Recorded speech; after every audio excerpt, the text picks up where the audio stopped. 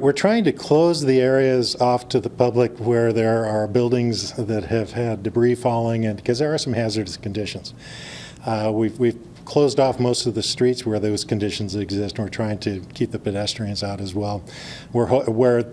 Once we get inspectors in and we check things out and we see that they're safe, we'll start making it more accessible. But right now, we'd ask people to be patient, stay away if possible, and let us do our jobs. The reinforcement that takes place in those buildings is intended to hold up the walls, but there are some features on buildings and cornice type improvements and those types of things that can still come off in an earthquake, and in fact, even if they're built to the highest standards, a strong enough earthquake is going to cause damage to buildings. I've had some reports. There's some wineries that have been hit pretty hard. Some barrels have been knocked off the rack. A lot of the glass inventory has been broken. I've heard from two wineries in particular that have had some damage. The damage, as you know, while Napa seems to be the biggest spot, it also ripples throughout my district. I know down in Vallejo they've had a considerable amount of damage, especially down in the Tennessee